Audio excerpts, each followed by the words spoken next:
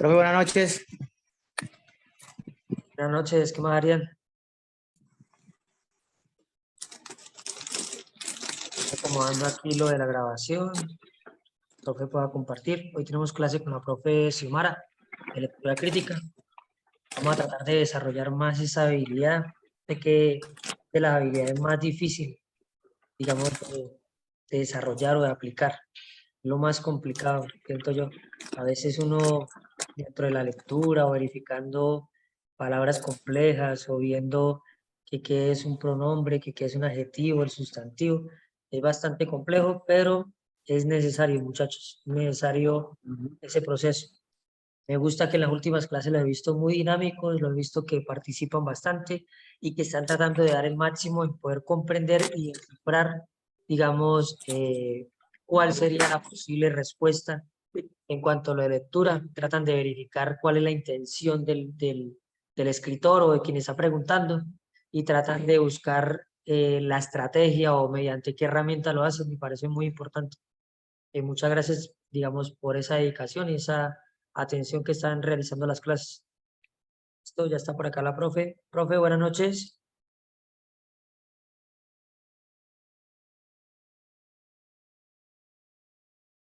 Hola, hola, hola. ¿Qué más, profe? Buenas Buenas noches. noches. ¿Cómo estás? Bien, sí, señorita. Estaba Bien, dialogando con los gracias. muchachos que veo que algunos están desarrollando muy bien la estrategia, están dedicándole tiempo a la lectura. Otros veo que de pronto se le dificulta un poco, pero qué bueno que están dando de su parte para poder desarrollar esta habilidad que es la más importante del examen. Profe, ya está grabando, ya puede compartir. Bueno, muchísimas gracias. Me alegra escuchar eso. Recordemos, aquí estamos trabajando así ya multiplicidad de textos. Vea que esto les va a servir precisamente para todos estos textos que se van a encontrar referentes a las otras áreas del conocimiento. Muy bien esto de las estrategias de aprendizaje. Recordemos que ahorita, en este momento, en este contexto histórico, la autodidaxia, es decir, que usted mismo determine su aprendizaje, es una de las banderas de la innovación pedagógica, les cuento. Entonces aquí ya estamos formando personas que sean capaces de aprender por sí mismas. Y yo creo que, aunque en este momento, pues por supuesto estamos ofreciendo herramientas, también vale la pena resaltar, por supuesto, y uniendo estos dos aspectos, que nosotros, depende de nosotros que haya éxito en cada aspecto que nos propongamos. Y esa estrategia precisamente es para lograrlo, y hacer que eso que depende de nosotros, ese objetivo a cumplir, en efecto se logre y no nos genere frustración. Entonces, pues no se trata de estarnos castigando que por no pasar, de pronto por no haber estudiado, por no haber hecho esto, por no haber hecho lo otro, sabiendo que pues es momento ya de tomar rienda, y pues más que está tan cerca para poder estudiar, para disponernos a estudiar. Finalmente, fíjense que el asunto está, yo creo que aquí ya podemos decir, este asunto se configura, o más bien, se gira en torno a la comprensión lectora y a aspectos en donde estamos entendiendo las posiciones de otros. Por ejemplo, el área de competencias ciudadanas, así es que la tenemos acá, ¿cierto? El área de competencias ciudadanas se relaciona muchísimo con la de lectura crítica.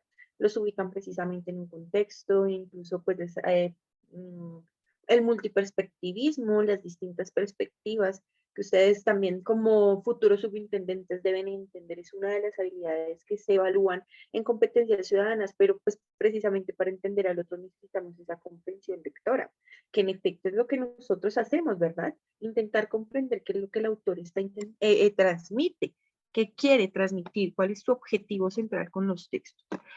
En efecto, esto ustedes notan pues aquí cómo se relacionan las áreas y bueno, ¿cuál es el eje? La lectura, ¿verdad? La lectura. Por ello vamos a seguir trabajando, vamos a continuar con nuestra sesión de textos argumentativos.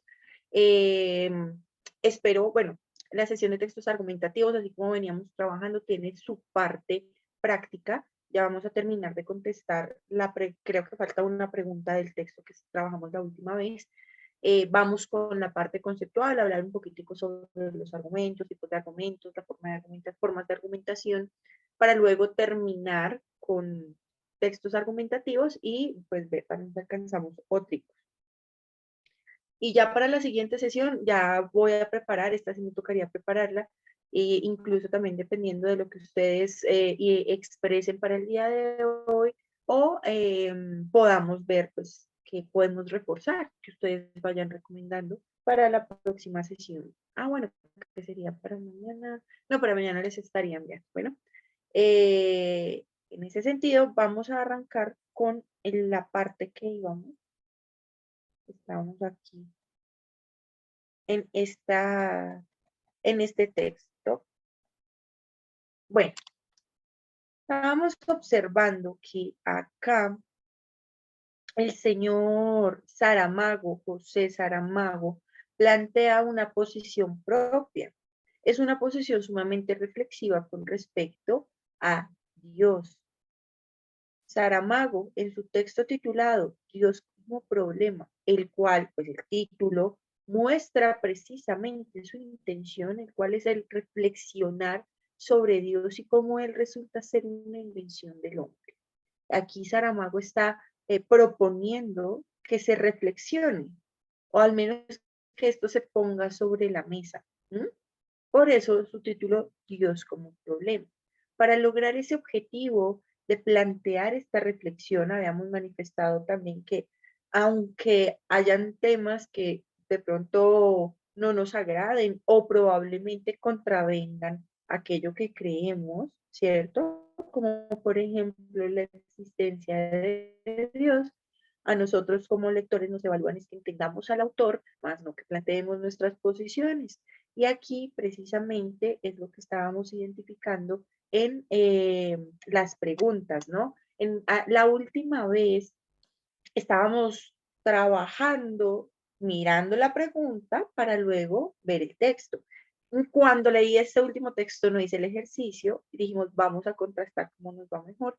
Pero igual aquí vamos a recordar las tareas y pues también recordamos la estrategia para ver cómo es que se configura, a ver si podemos responder incluso con eso que ya leímos la última vez, como intención y estrategia. Recordemos que la pregunta siguiente, bueno, nosotros dijimos, ¿cuál es la razón? La pregunta número 7, venga, ¿cuál es la razón del título? ¿Por qué el título es Dios como problema?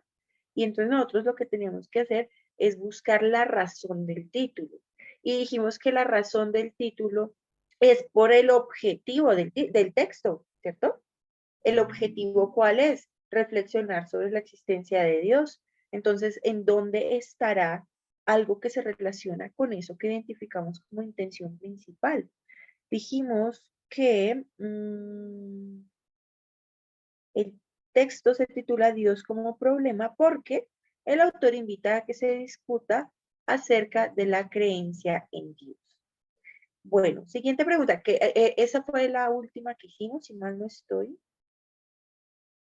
Ah, no, hicimos hasta acá. Y notamos, sí, ya esto es refiriéndonos al primer párrafo. En el primer párrafo el autor, ya recordé cuál fue la estructura del texto, el autor en el primer párrafo nos mostraba como una contravención o una contraposición a lo que pensaría un religioso, y entonces le diría a un religioso, si Dios, para Dios nada es grande, si para Dios nada es imposible, ¿por qué no le ha costado establecer la paz en la humanidad?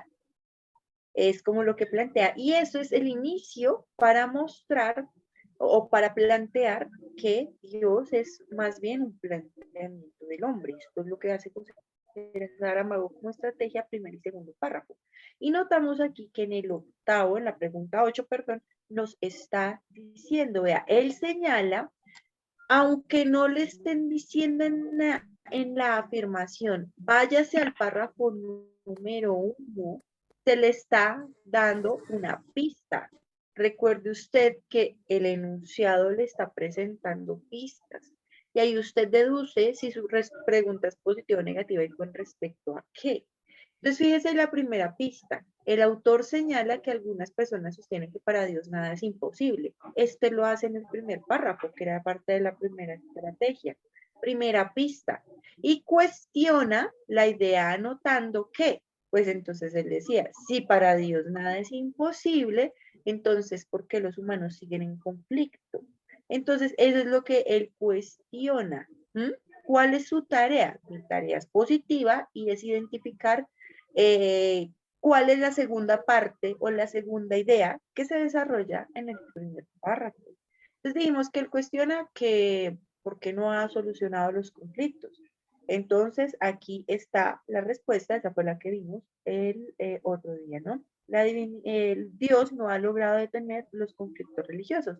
Y ahí vea usted que relacionando estas pistas se genera la afirmación completa que responde coherentemente a la tarea. ¿Cuál es? Identificar lo que es la segunda idea del primer párrafo. ¿Yo por qué estoy diciendo eso si eso no está ahí explícito? Pues porque las pistas del texto llevaron allá. Es decir, aquí está que para Dios nada es imposible y él anota que, esto es lo que anota en la segunda oración. Ah, pues si para él nada es imposible, porque le cuesta conciliar a la humanidad. Eso es lo que se deduce de esta idea subrayada. Bueno, vamos a ver la novena, recordando esto de la lectura pues ya realizada. Dice, tenga en cuenta el siguiente fragmento, vamos a tener en cuenta el fragmento, vean. Podemos decir, aquí está el arado que inventamos. No podemos decir, aquí está Dios que inventó el hombre que inventó el arado. Fíjese la pregunta. ¿Qué tienen que hacer? ¿Cuál es la tarea a realizar acá?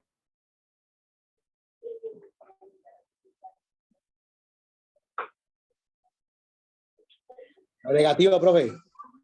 Muy bien, listo. Es un enunciado negativo. ¿Con respecto a qué? Identificar lo que no, ¿con respecto a qué? A lo que no permite comprender, ¿cierto? Entonces, vamos a ver qué no permite entender. Por tanto, vamos a descartar lo que permite entender la idea, ¿sí? Para solucionar las que no, descarto las que sí. Si la tarea es encontrar lo que no permite comprender la idea, descartemos lo que sí permite comprender. Y esto es más fácil, pues porque son tres ideas que son similares, que sí permite comprender el fragmento. ¿Ustedes qué entienden de esto?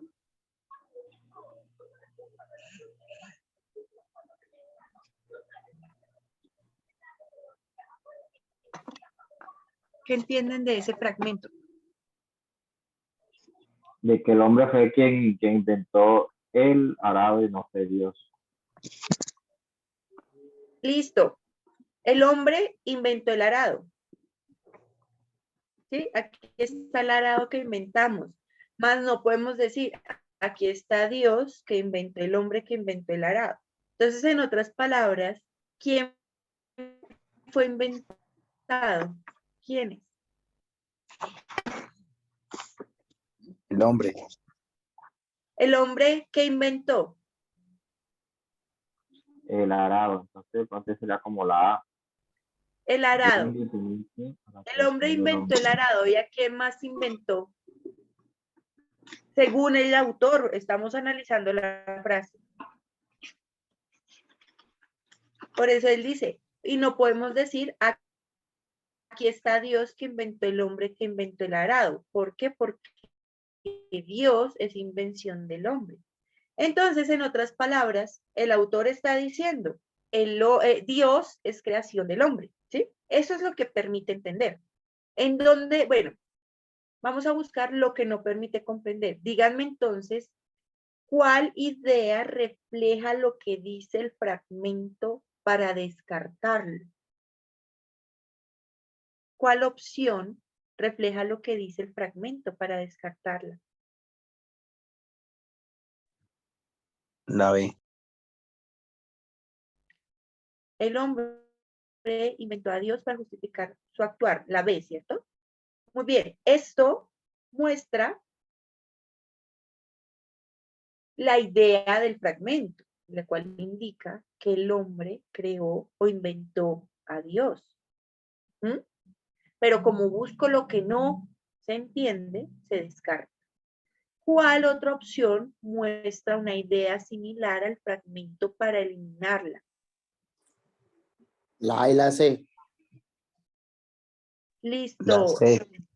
La C.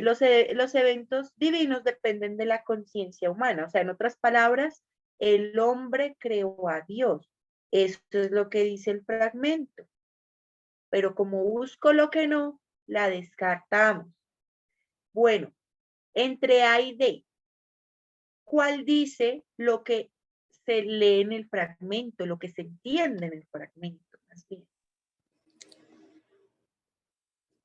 ¿Qué es lo La que se A, La A. Para mí es la D. Dios? Ah, y bueno, ¿y por qué?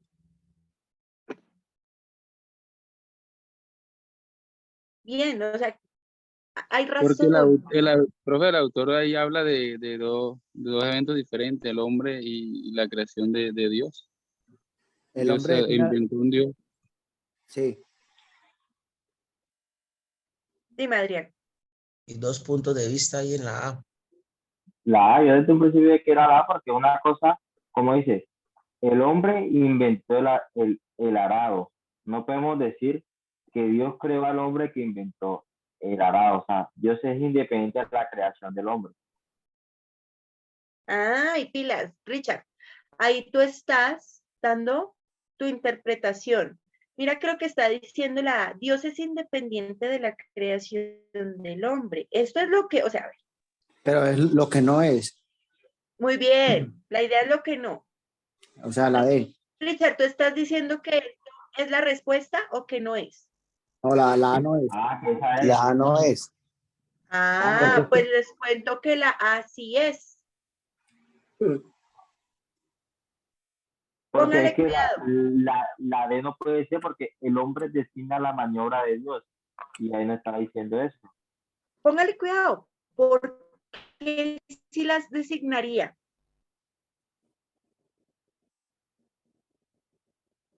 Mire lo que está diciendo. Aquí está Dios que dice, no podemos decir, aquí está Dios que inventó el hombre que inventó el arado. ¿Por qué? Porque, según Saramago, Dios no existe, sino que más bien Dios existe en la conciencia del hombre, porque Dios, el hombre creó a Dios en su mente. Esa es la idea. Yo partí, por supuesto, de lo que ya leímos la clase anterior. En el texto, José Saramago, aquí en el segundo párrafo, que es donde plantea su idea central, manifiesta que el hombre dice, no hay amor ni justicia en el universo físico. Él es un total escéptico con respecto a este asunto de las religiones y el mundo y lo que se puede hacer. Mire, pues dice, tampoco hay crueldad. Ningún poder preside, es decir, él está afirmando de inmediato que no hay un poder superior, ¿sí? Nadie hace caer. Entonces eso es lo que está planteando él en las ideas previas a esta que estamos analizando. Recuerden que esto es una articulación. Por supuesto, estamos analizando una frase. Esto que estoy haciendo es para recordar.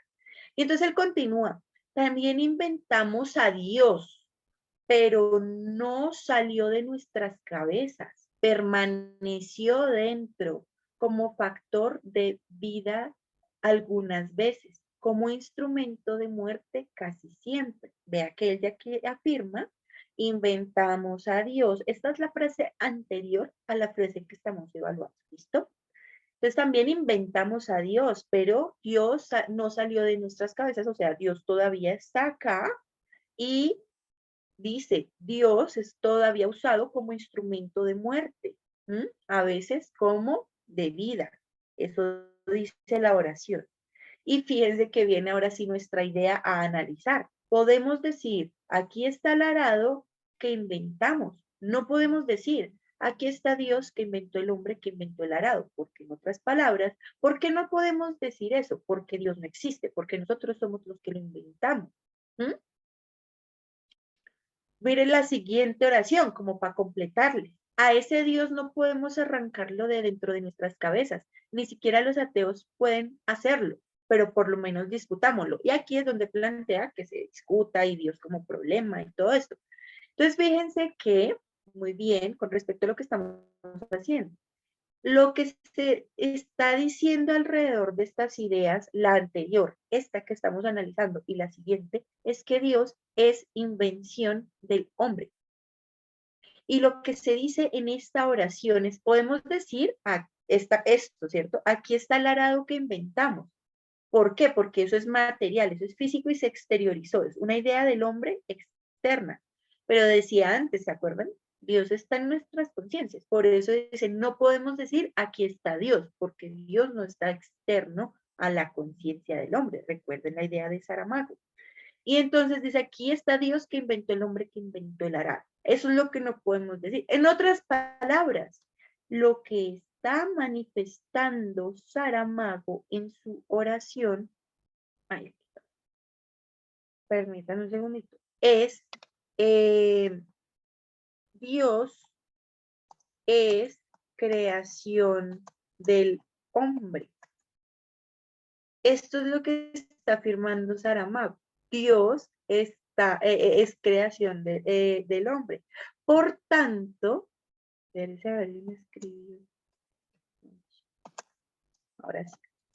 Listo. Dios es creación del hombre. Esa es la idea fundamental, digámoslo así, que se expresa en esas tres oraciones y particularmente en esta que estamos evaluando, ¿vale?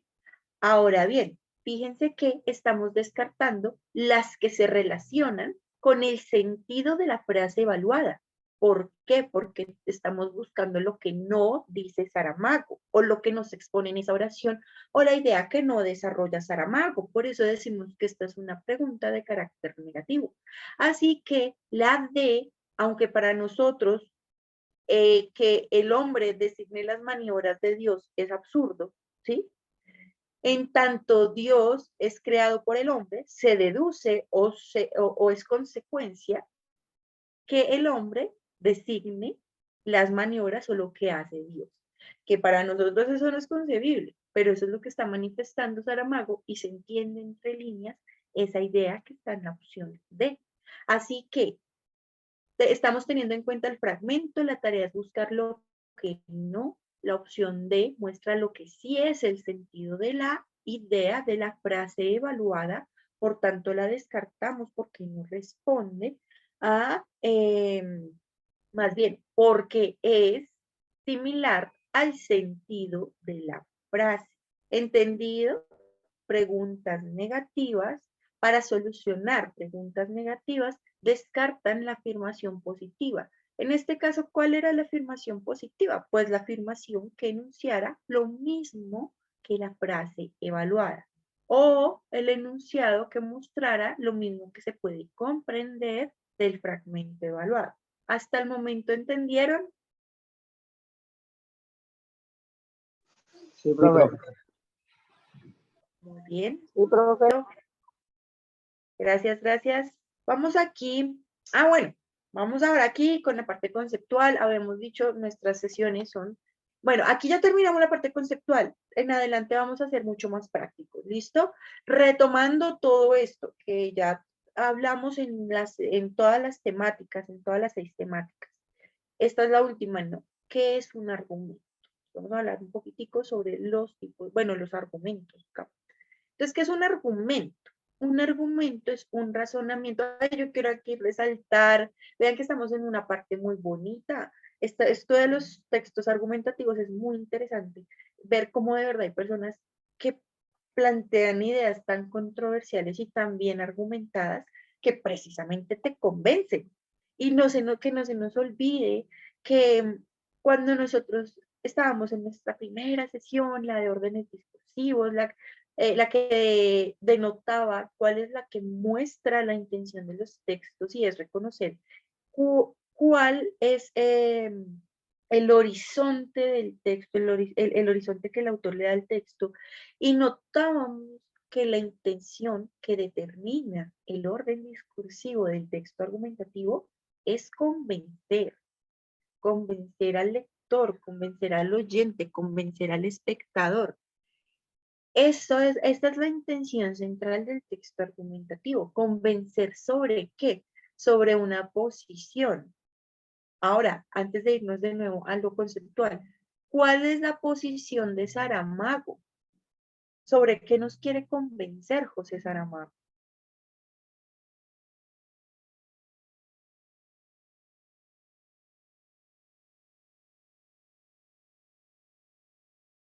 Y eso es lo que hacemos en todos los textos argumentativos, reconocer sobre qué nos quiere convencer. Saramago, ¿sobre cuál es el tema?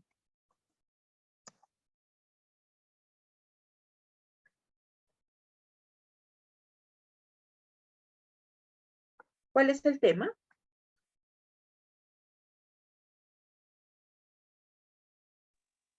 ¿Sobre quién estábamos hablando ahorita? De si existe o no existe. De Dios. Listo. Entonces, ese es el tema. Él nos quiere convencer de qué? De cuestionar la existencia o cuestionar sobre Dios. Y por eso hace esto que está acá. Entonces, Saramago nos quiere convencer que es importante cuestionar la existencia de Dios. Incluso podríamos decir que él quiere convencernos, pues aunque al final dice que es como plantear la discusión, al final, o más bien con respecto a su tema central, él quiere convencernos que Dios es invención del hombre, ¿m? Es inventado, ¿sí? Por eso le pongo aquí, es invención del hombre. Él quiere convencernos sobre eso y por eso realiza estas argumentaciones. ¿Por qué volví a esta parte? Porque cada párrafo, y esto lo había señalado el otro día, cada párrafo es una argumentación en los textos pues, argumentativos.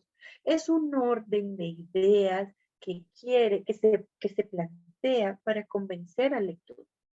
Eso es lo que es un texto argumentativo y más de este carácter filosófico.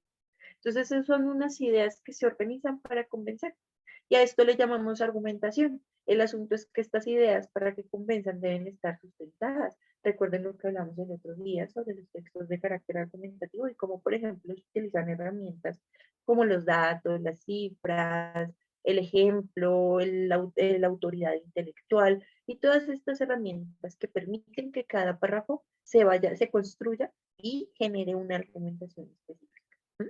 Bueno, y aquí, de nuevo, vean, el segundo párrafo, este texto se construye en dos párrafos o dos argumentaciones que llevan a este punto, a convencernos sobre cuestionar sobre Dios o convencernos sobre que Dios existe en la cabeza del hombre. Y para ello entonces plantea este segundo párrafote, el cual resulta ser toda una estructura argumentativa para lograr ese objetivo de convencer. Ahora sí, vámonos aquí a la parte conceptual, porque ¿qué es lo que es un argumento? Es un razonamiento. Los párrafos son razonamientos que permiten sustentar, demostrar, justificar o refutar. Vean que entonces ya no es solo convencernos, sino también tienen estos actos implícitos, no es solo, sino que también busca sustentar, dar sustento a lo que se dice, es un razonamiento, son unas ideas que permiten demostrar al lector, permiten justificar al lector, incluso refutar una idea o una tesis o una proposición. ¿Mm? Eso es un argumento. Este está compuesto de premisas y una conclusión final. ¿Mm? Premisas para llegar a una conclusión. Ahí es cuando hablamos de una serie de párrafos que desarrollan sus ideas fundamentales, las cuales son las que permiten inferir y lo más importante, ya se van planteando en esas premisas y esto luego se recoge en una conclusión al final. Eso es lo que decíamos de los argumentos silogísticos. En la medida en que las premisas ya se están planteando las ideas claves para la conclusión. Continúo aquí con la siguiente oración. El argumento está desarrollado a través de enunciados que pueden ser verdaderos o no, Así que existen argumentos que pueden refutarse y algunos que son sólidos y válidos. Así que, como son ideas que se están planteando, la refutación es fundamental en estos textos. Entonces se plantean unas ideas, entonces yo contraargumento con otras y se genera ese juego de argumento y contraargumento, pues precisamente para la construcción de ideas o para dar solidez a investigaciones, etc. Hay dos tipos de argumentación clave que se desarrollan en la lógica. Entonces, aquí podemos hablar de argumentaciones deductivas, argumentaciones como de carácter deductivo, y esto yo creo que, bueno, yo creo que no. Si miramos en retroceso nuestros videos, ya había yo hablado sobre este concepto.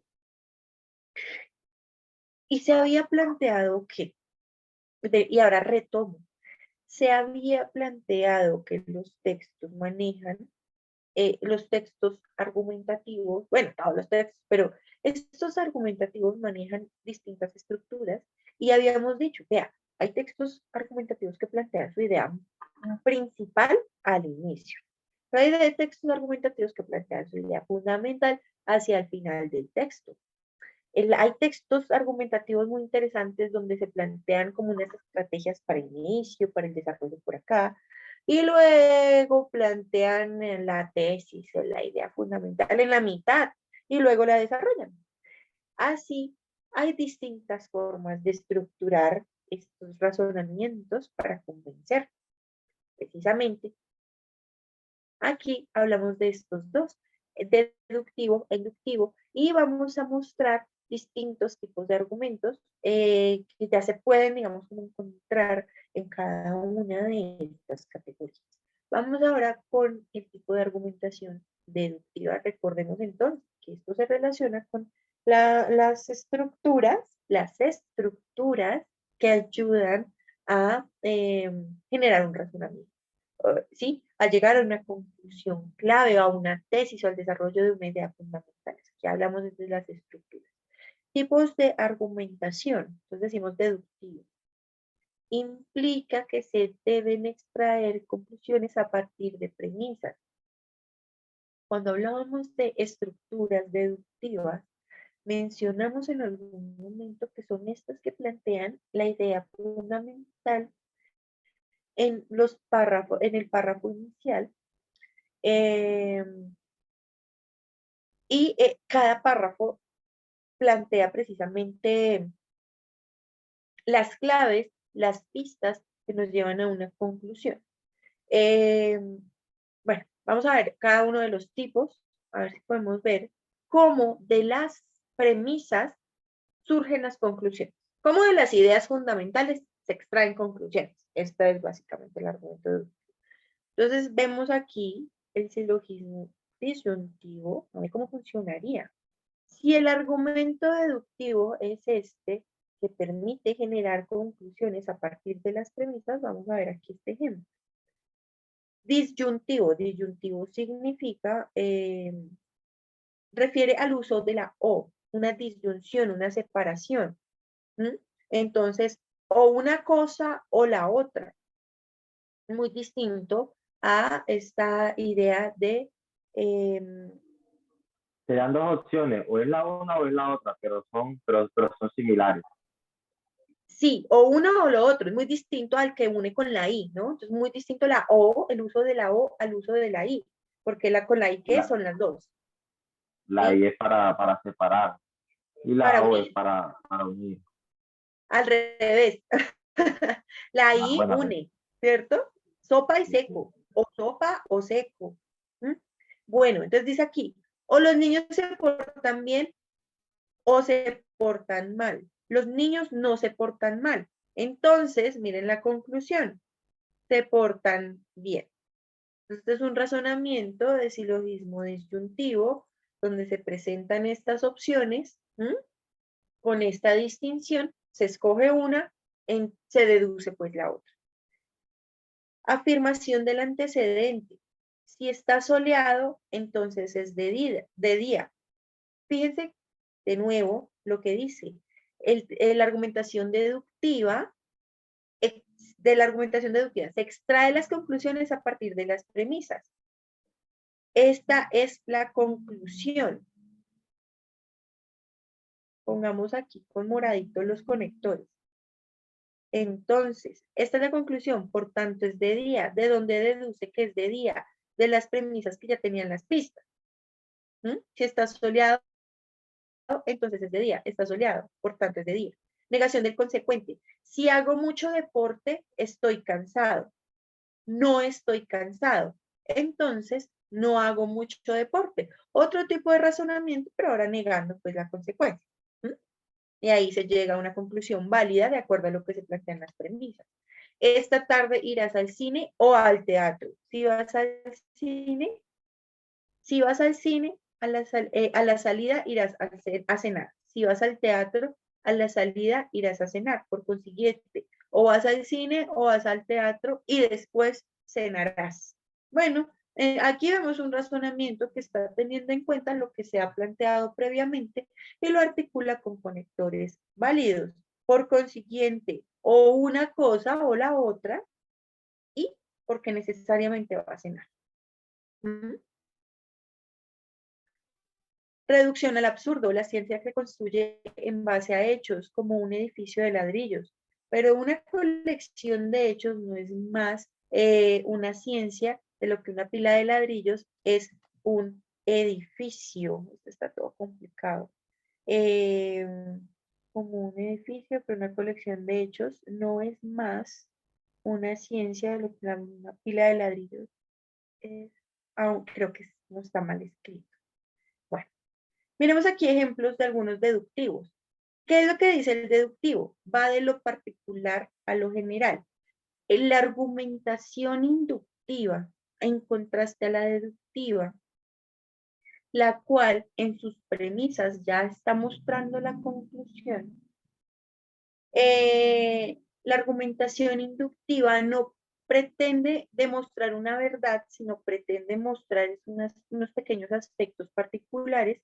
Dice, establecen que las entidades del mismo tipo poseen características que se afirman en las premisas. Entonces, lo que está haciendo la argumentación inductiva es mostrar particularidades para intentar, dice aquí, validar una generalidad, más no demostrar una verdad.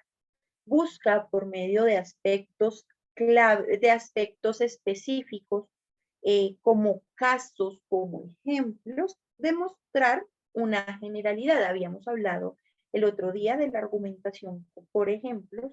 Vemos aquí entonces que no toda argumentación inductiva es válida, pero sí mucha funciona para convencer. Aquí ejemplos de argumentación inductiva, la cual usa aspectos singulares. Hoy por fin encontré la palabra. Aspectos singulares o datos singulares, ejemplos particulares, y valga la redundancia, porque pues es casuístico, de que permite generar conclusiones. Entonces, de lo particular a lo general. Ejemplo, entonces Manuel es humano y tiene ojos, Miguel es humano y tiene ojos, Rosa es humana y tiene ojos, por lo tanto, los humanos tienen ojos. De estos particulares llega a esta conclusión. En el estadístico, entonces vean se manejan aquí en esta argumentación inductiva estadística se manejan probabilidades. La elaboración de la premisa se basa en evidencia disponible. Ejemplo, los jóvenes de 18 a 25 años superan el 91% de los accidentes en motocicletas en las carreteras colombianas. Se basa en datos para generar una afirmación que busca dar solidez a un convencimiento. Analógico. Demuestra, este es otro tipo de argumentación y ya lo hemos mencionado el otro día, en donde se comparan dos elementos para llegar a su relación y mostrar que esa relación resulta válida porque es la que sustenta la demostración. Demuestra la validez de una afirmación a partir de buscar la similitud con otro proceso, ser objeto o fenómeno. Entonces vean aquí cómo se buscaría la relación. Las ofertas de las operadoras de teléfono son irrespetuosas con sus fieles clientes. ¿Qué pensaríamos de nuestro carnicero si para las personas que no le compran desde hace meses redujera a la mitad del precio que estamos pagándole en este instante nosotros? clientes de toda la vida. En otras palabras, lo que se está... Oh, bueno. Decíamos entonces que los argumentos analógicos lo que hacen es generar comparaciones y a partir de estas comparaciones validar lo que se intenta sustentar, demostrar. Decíamos también del argumento por autoridad. El argumento como por autoridad, entonces, refiere a esta argumentación inductiva, en donde, y ya lo habíamos mencionado, y lo hemos trabajado, esto lo hemos trabajado harto, en el que se fundamenta la argumentación en personas, en organizaciones, en referencias muy documentadas, en autores muy escuchados, muy leídos, referentes al tema. ¿Mm? Eso lo hemos visto con lo de Sabater, bueno, varios autores que hemos visto que mencionan para sustentar una idea. Entonces, un ejemplo, según el presidente de la RAE, los alumnos de bachillerato de este lustro cometen menos faltas de ortografía que los del anterior. ¿Cuál es la autoridad?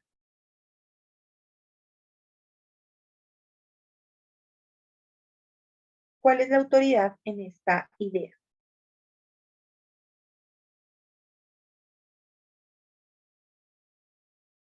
Si los argumentos de autoridad se basan en una persona o en una organización muy importante de la cual, digamos que resulta válido lo que plantea, ¿cuál es la autoridad en el ejemplo que está ahí mencionado? Presidente. Muy bien. Y ese es un argumento por autoridad. Y bueno, vemos entonces que estas argumentaciones son muy particulares y esta es la que permite precisamente construir esa idea a transmitir. Bueno, estas otras dos casi no lo ven, ¿listo? Entonces no lo vamos a profundizar, así como el anterior. Esta que estaba mal escrita. Bien, vamos aquí, bueno, aquí hay un ejercicio sobre este texto en donde, bueno, tenemos que buscar qué tipo de argumentación tendrá y intentemos rastrear si es que podemos hacerlo. Claro que podemos hacerlo. Vamos a intentar rastrear qué tipo de argumentación tiene el texto. Vamos a intentar definir con nuestras palabras el propósito, algo similar a lo que hicimos con las caricaturas, ¿cierto?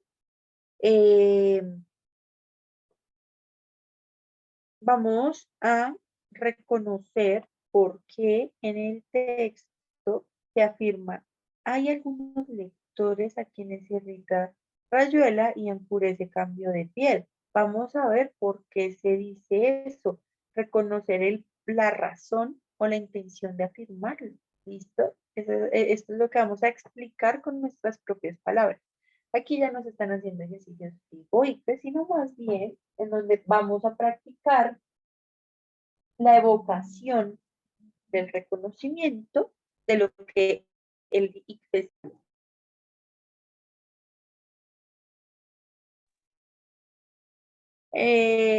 Así, la tercera sería la evaluación de una parte, de una estrategia. Y la cuarta, la expresión tal, tienen razón y están profundamente equivocados, que aparece en el último párrafo del texto, es una figura retórica denominada una, bueno, hiperbato, metonimia, hipérbole, oxímoron, porque, y nos presenta la definición. Entonces, vamos a buscar, incluso yo creo que esta cuarta la podríamos solucionar en este momento. ¿Qué carajo? Hagamos el ejercicio. Me hacen el favor, me responden a esta, a ver qué podemos encontrar acá. La expresión, tienen razón y están profundamente equivocados, está al final. Tiene una figura o es una figura que se denomina, a ver, leamos.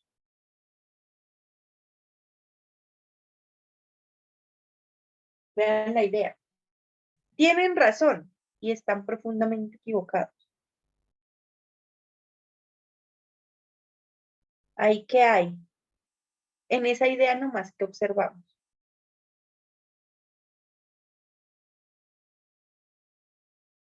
Sin ir a mirar las opciones. ¿Qué ven que hay en esa, qué cualidad, qué aspecto se ve en esa expresión?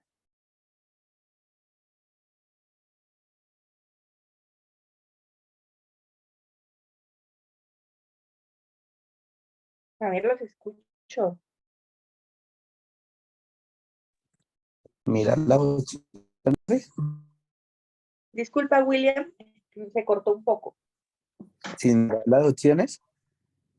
Sí, señor. Por favor, díganme qué entienden de, qué ven en esa expresión, qué hay característico en la expresión, como para verlo, ver que ahí hay algo especial. Como una idea. ¿Qué expresa esa idea? Como algo de que sí lo hay y a la vez es como que no. Ay, gracias, William. Excelente. Sí. Ay, mientras me estabas respondiendo, estaba leyendo el chat.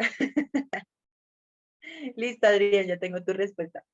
Sí, muy bien. Hay como un contraste, como una oposición, ¿cierto? Refiriéndose a lo mismo. Tienen razón y están profundamente equivocados. Eso es, gracias. Listo, esa es la cualidad que vemos en esta expresión. Fíjense que dice la expresión tal que aparece es una figura retórica denominada. Nosotros ya hablamos sobre figuras y dijimos las figuras retóricas son estas formas de embellecer el lenguaje, dar énfasis a las ideas, se utiliza mucho en la argumentación, incluso lo habíamos hablado, y en la literatura. Entonces nos permite dar énfasis y embellecer las ideas, la palabra. Bueno, en otras, esto como para recordarlo de las figuras retóricas, pero lo que tenemos que hacer es, venga, esta expresión es una figura denominada. Nos dicen la figura y luego la razón y luego la cualidad de la figura. Vamos a ver si se relaciona la cualidad con lo que observamos, con lo que dijo William, que hay una especie de oposición ahí en la idea.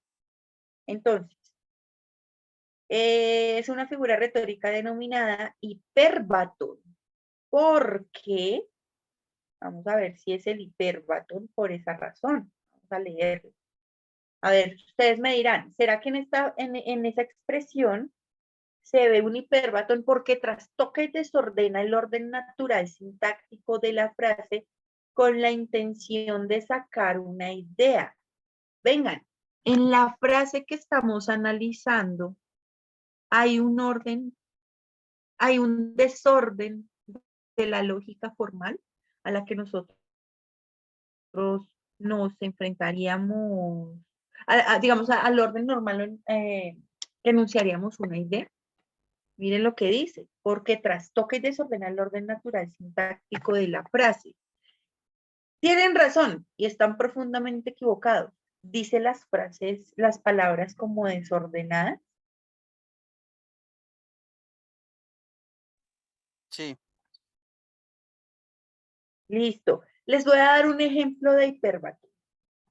Permítanme. Aquí.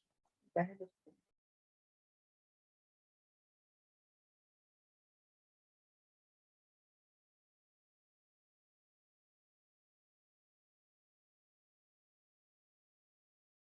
Esperen un segundito. Ouch, ouch.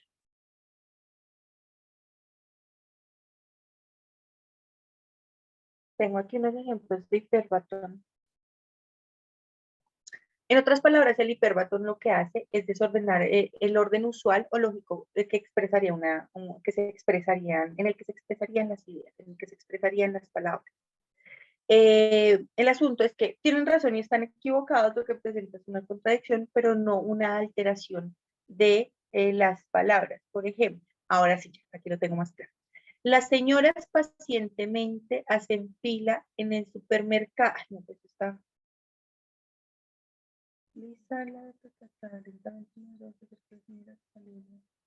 Bueno, ya. Lentamente el ladrón se acercaba a la señora que salía del banco, como en hiperbatón, porque usualmente se diría sustantivo, verbo, componente, ¿no? Entonces, el ladrón lentamente se acercaba a la señora que salía del banco. Incluso para responder a esta usual, sustantivo, verbo, componente, sería el ladrón se acercaba lentamente, ¿m? Porque está el verbo y luego el adverbio que dice cómo se hace la acción. Se acercaba suavecito, lentamente, a la señora que salía del banco. Entonces, en hiperbatón, lentamente el ladrón se acercaba a la señora que salía del banco. Normalmente, el ladrón se acercaba lentamente a la señora que salía del banco. Se alteran las palabras para hacer énfasis en una idea y hacerla bella y digamos que sea llamativo. Ese es el hiperbatón, pero aquí no se está desordenando, trastocando el orden natural de la frase. Tengamos esta acá, igualmente, todavía no la vamos a eliminar. Vamos a la B, porque lo que vemos principalmente como cualidad de la frase es una contradicción. La B dice que hay una metonimia, porque se designa una idea con el nombre de otra, ya que existe una relación semántica entre ellas. Se designa una idea en nombre de otra, ya que existe una relación de ideas. Listo.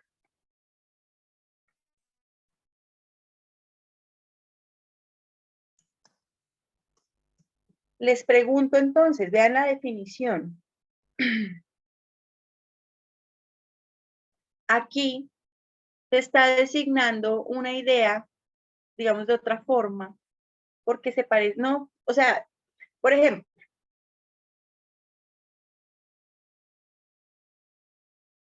ella no tiene cerebro. Esa es una expresión metonímica que refiere a que no está haciendo las cosas conscientemente o coherentemente. Entonces, decir, ella no tiene cerebro es una forma metonímica de decir, oiga, no está consciente de la situación, no está haciendo las cosas, digamos, racionalmente. Esa es una forma metonímica de exponer esa idea, ¿sí? Una forma similar de exponer.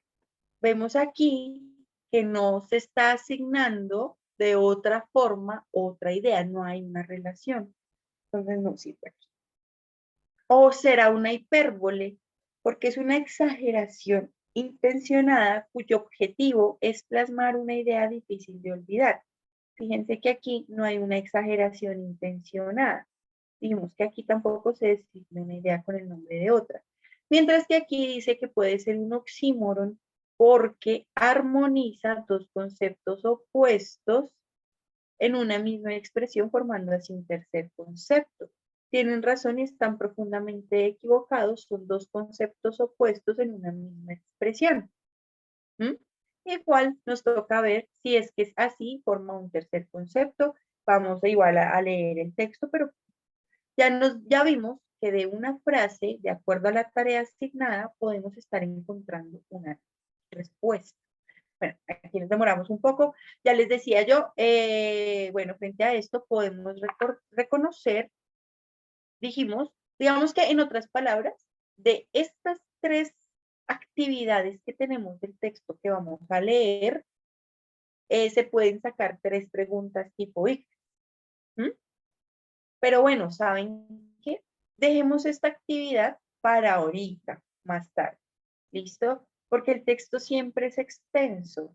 Entonces, todavía no lo tratemos. Yo creo que de este texto incluso podemos hacer unos ejercicios más interesantes con respecto a lo que se plantea. Dejemos este para otro ejercicio. Vamos a mirar aquí unos textitos como por no leer tanto, ¿vale? No leer tanto texto. Oiga, de verdad, sí quiero que ustedes hagan el ejercicio de leer textos extensos solos y me envíen una, digamos, mejor dicho, ponerles tareas y que me la envíen y evaluarla. Sí me interesa hacerlo. No son tantos, entonces vale la pena el ejercicio para ver cómo están leyendo, porque realmente sí estoy un poco ciega acá, no estoy viéndolos y la falta de presencialidad sí afecta un poco el proceso. Espero igual estemos siendo claros. Profe, ¿y cuál le da la respuesta? Ah, bueno, no, pues de aquí estábamos diciendo que vemos que en la frase que dice tiene razón, están profundamente equivocados, eh, muestra dos conceptos opuestos, y fue lo que reconocimos al inicio como cualidad principal como cualidad principal de la frase. Dos, una idea, bueno, mejor dicho, una frase que enuncia dos elementos de oposición, ¿sí? Tienen razón y no tienen razón. Entonces aquí estamos mostrando esta posición, sino que no la mostré como idea total porque quería yo trabajar sobre el tercer concepto que está desarrollando el texto. ¿Listo? Pero dije, no, mejor no tratemos este texto, está muy extenso, les voy a hacer una tareita, les voy a dejar una tareita de este texto para que la respondan y pues me la envíen. Voy a ver si alcanzo para hacerla para mañana o si no para la siguiente sesión. ¿Listo? Bueno, entonces estaba aquí mirando.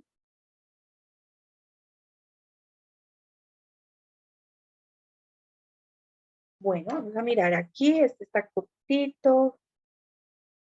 Ay, vengan, estos últimos de acá están chéveres porque son solamente unas preguntitas sobre la afirmación central del texto. Entonces, vean, la expresión que sintetiza el contenido textual es, lo que tenemos que hacer es buscar la opción que muestre la globalidad de este pequeño fragmento. Asimismo, de este dice, el texto busca persuadirnos fundamentalmente sobre. ¿Mm? Esta es la tarea. Identificar sobre qué nos va a convencer. Es texto argumentativo. ¿Sobre qué quiere convencernos el fragmento? Estas preguntas, aquí les recuerdo la pista, la expresión que sintetiza. Estas preguntas que apelan a la idea general o a la intención principal, pues se basa en el reconocimiento de que busca el autor con su texto. Y miren aquí la 15 también es busque la afirmación central. Pero estos son fragmentos distintos. Mire el primer fragmento. De este fragmento, por favor, responda A, B, C o D. ¿Listo? De este fragmento responda A, B, C o D. Como quiero evaluarlos, por favor, lean ustedes solos y respondan. Para esto vamos a dar un lapso de 3 minutitos. ¿Listo? Me voy a quedar callada por 3 minutos. Respondan. Profe, Señor. pero de pronto sí podría leer el texto porque es que hay algunos compañeros que están trabajando. Entonces no pueden leer el texto y de pronto no pueden responder.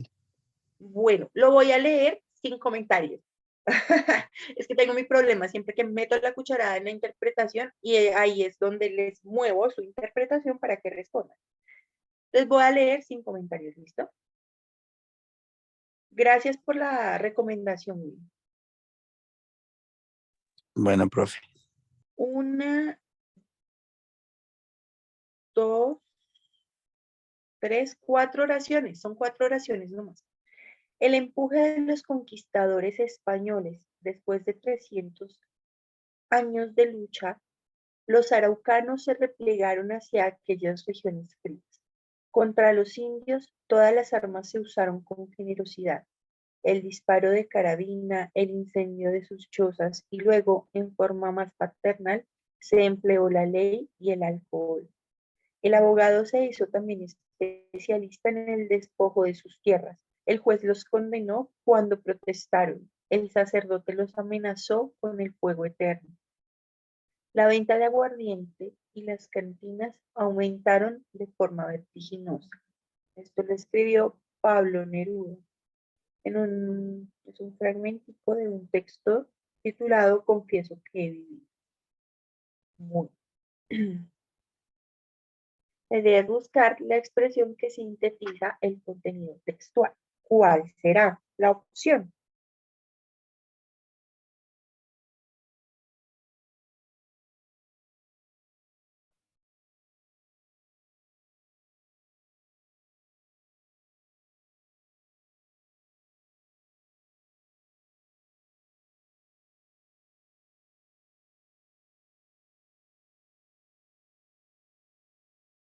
de nuevo, entonces. Ay, gracias, por aquí ya me respondieron. Qué bien, gracias, Adrián.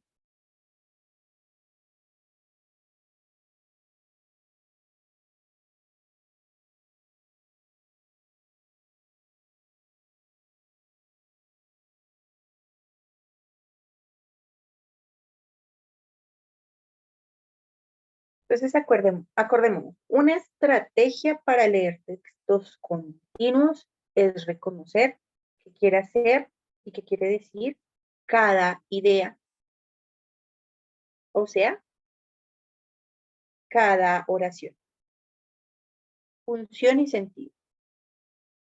El empuje de los conquistadores españoles, después de 300 años de lucha, los araucanos se replegaron hacia aquellas regiones frías. En el momento de la conquista, los araucanos se ampliaron.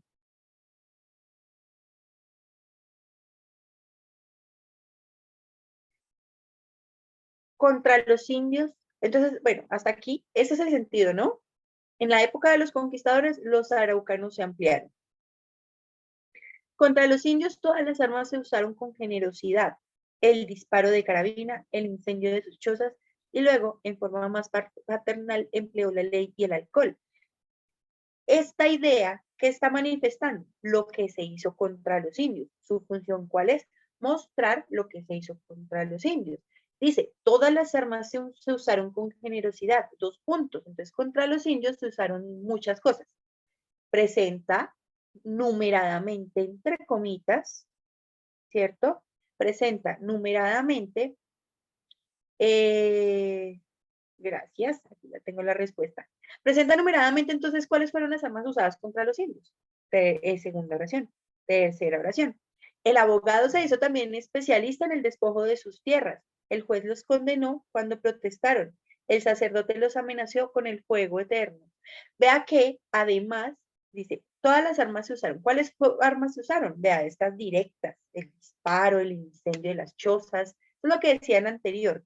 Luego la ley, luego el alcohol, y luego el juez, y luego el sacerdote. Y eso se expresa en la siguiente oración. Ayuda a sustentar la fe. La venta de aguardiente y las cantinas aumentaron de forma vertiginosa. Vea cómo está presentando estas ideas de aquí, que están dándole solidez a lo que se está mostrando. Contra los indios, todas las armas.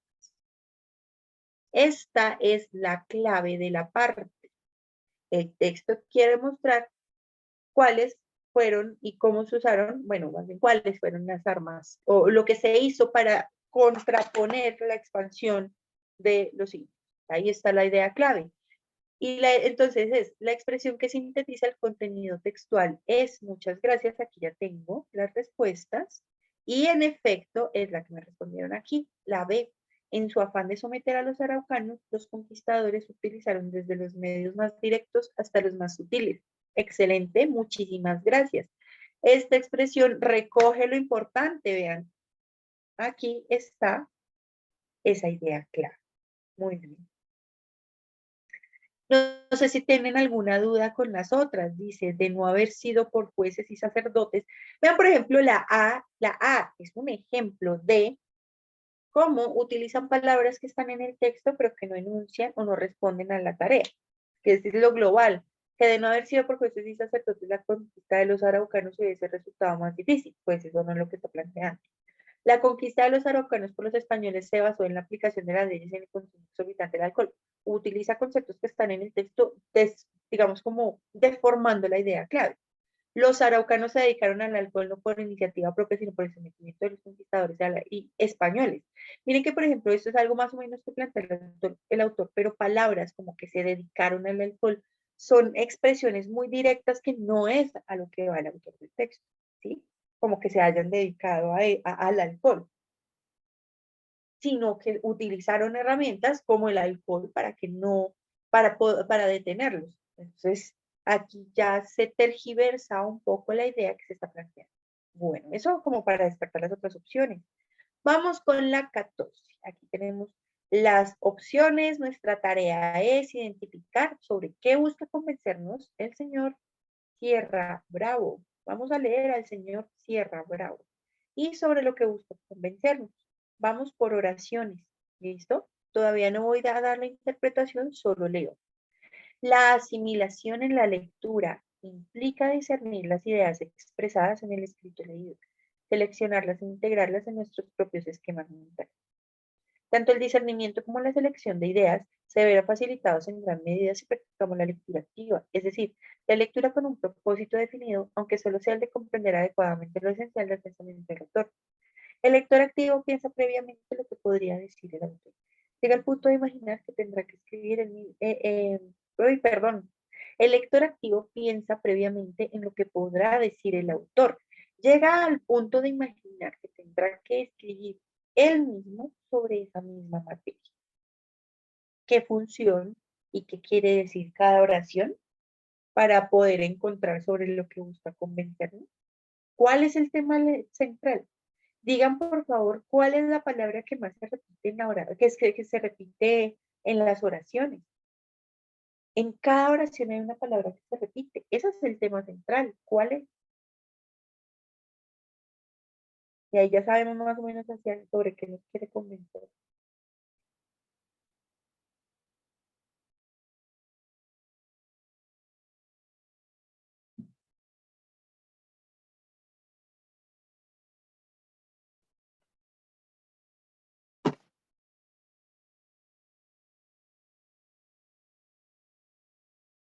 Recuerda, el texto argumentativo busca convencernos. Cada párrafo es un desarrollo argumentativo. ¿Sobre qué nos querrá convencer ese párrafito?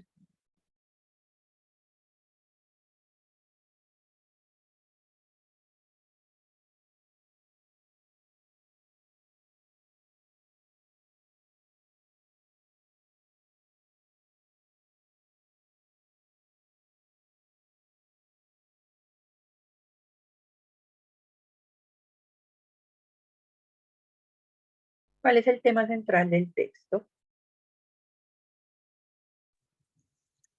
Pero, profe, denos un tiempito para responder. Todo acelerado. Listo, listo. Perdón por la voz.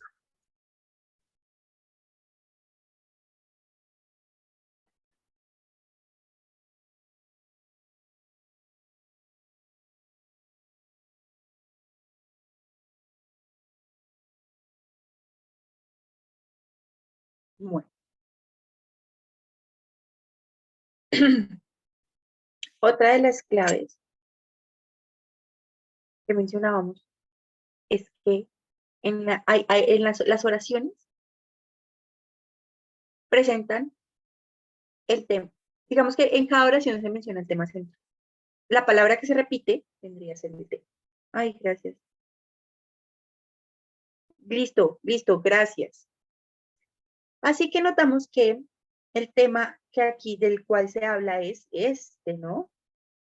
Tan, tan, tan, tan, tan, tan, tan, tan, tan. Y aquí está el central.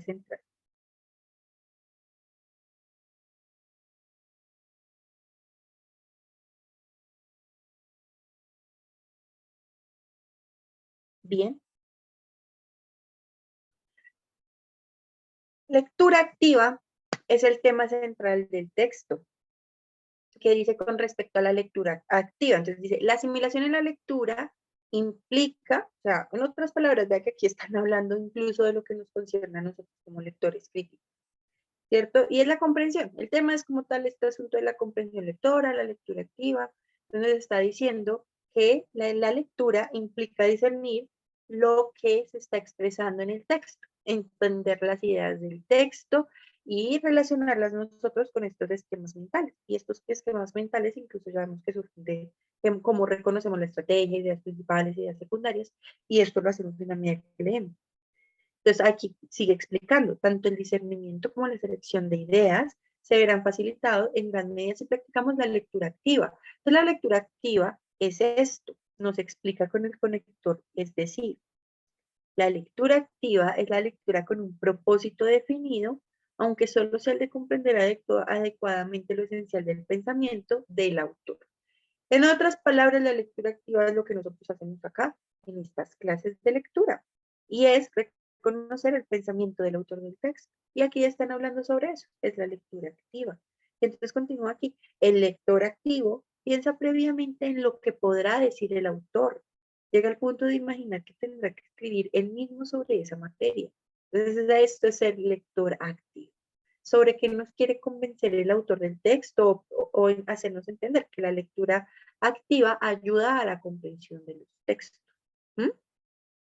Bueno, será entonces, eso que ya reconocimos acá como idea fundamental y que notamos una repetición de una palabrita que precisamente evidencia el tema o vemos que refiere hacia ello, vamos a ver si en efecto encontramos en estas opciones exactamente eso, porque vean que aquí en las opciones, curiosamente, se menciona en la mayoría el tema central.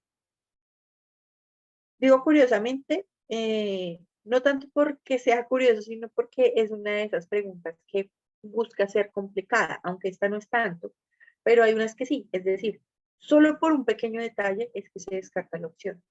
Y de resto parece responder muy bien a lo que dice el texto. Bueno, aquí, ¿será que busca persuadirnos sobre la relevancia metodológica de la llamada lectura activa? Entonces, bueno, aquí tú estabas diciendo ahorita que parece ser, tengamos aquí, ¿será que nos está intentando hablar o persuadirnos sobre la importancia de la metodología para leer activamente? ¿Mm? Bueno, tengámosla aquí. ¿O será que quiere persuadirnos sobre los beneficios obtenidos a partir de la asimilación de un texto? Pero pues no nos está hablando de una lectura activa y pues bueno, no, tampoco nos habla de los beneficios. ¿O será que busca persuadirnos sobre la integración de conceptos y el discernimiento en la lectura activa?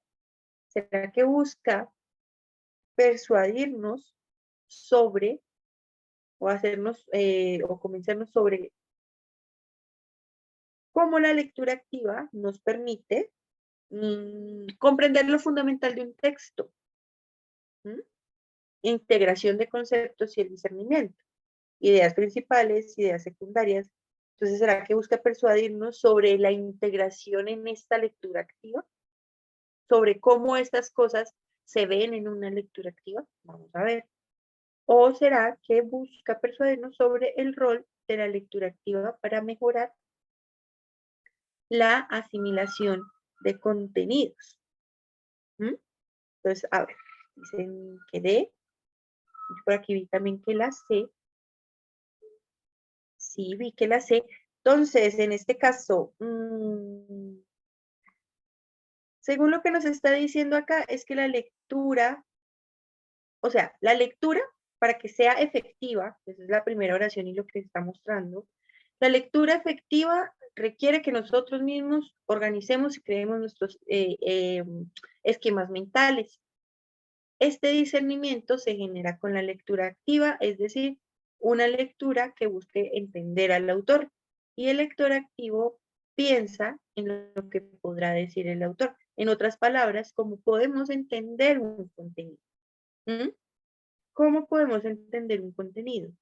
No busca persuadirnos sobre integrar conceptos y discernirlos. No, nos está diciendo, mire, la lectura activa, como leer implica comprender esas estructuras, pues la lectura activa va a responder a ello.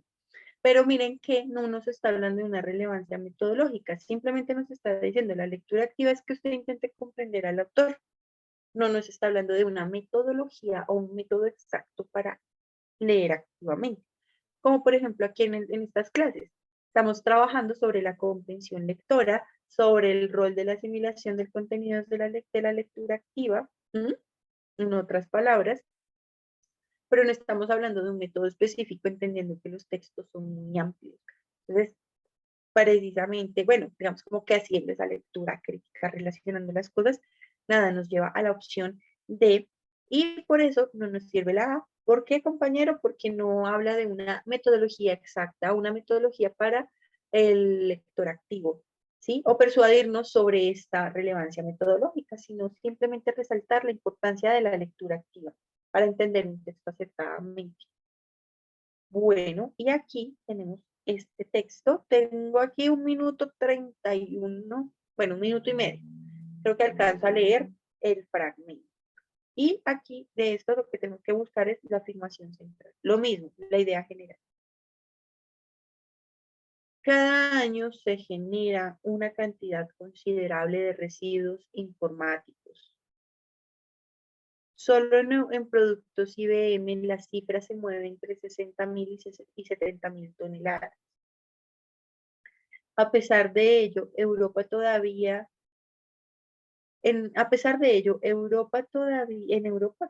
la basura informática no supone más de un 5% de los residuos totales generados.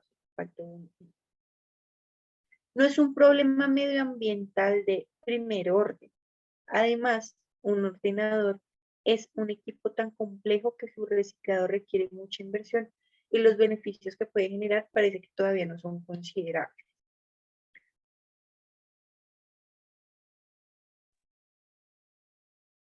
¿Qué busca cada oración?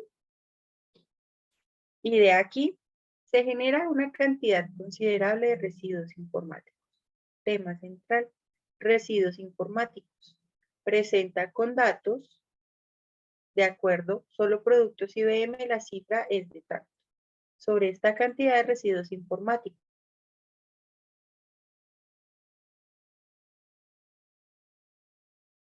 Listo. Decía pues que cada oración cumple una función. La primera, plantear el tema central. Se genera mucho residuo informático. Miren estas cantidades. A pesar de ello, para Europa eso no es grave, apenas un 5%. Por tanto, no es un problema medioambiental, como lo quieren mostrar aquí. No es un problema medioambiental en Europa. Además, suma a la idea que está desarrollando. Además, es tan difícil que es difícil reciclar. Es tan complejo el equipo que es complicado, de nuevo valga la redundancia, es tan complejo el reciclado del equipo que pues resulta imposible, bueno, difícil llegar a su reciclaje. Esta es la idea sobre, bueno, ¿cuál sería la afirmación central? El tema central, residuos informáticos y que no se le está prestando atención. ¿Cuál es la afirmación central? A, B, C o D.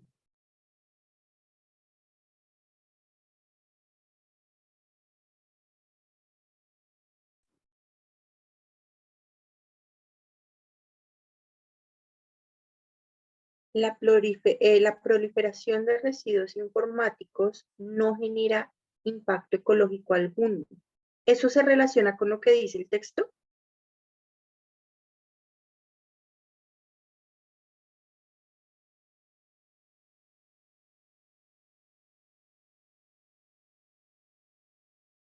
Para el autor del texto, a ver. No, ¿cierto? De hecho, contradice la idea. En el texto se dice en pocas palabras, muchos residuos, tantos que te los muestro aquí en datos. Muchas gracias, aquí ya tengo una respuesta. ¿Será la B? La contaminación con residuos informáticos aún no llega a niveles alarmantes. ¿Esa es la idea central del texto?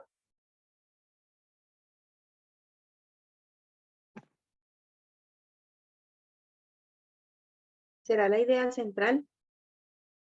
Pilas, porque el hecho de que esté en el texto no quiere decir que sea la afirmación central. Lo que pasa es que está diciendo que para Europa no son niveles alarmantes, pero para el texto, para el autor o para el que propone esto en la revista científica de Newton, sí es importante. ¿Mm? ¿Por qué? Porque está diciendo, cada año se genera una cantidad considerable de residuos informáticos. Miren esas cantidades. A pesar de ello, por este conector lógico, vemos entonces que está resaltando que, es decir, hay mucho, pero para Europa es poco.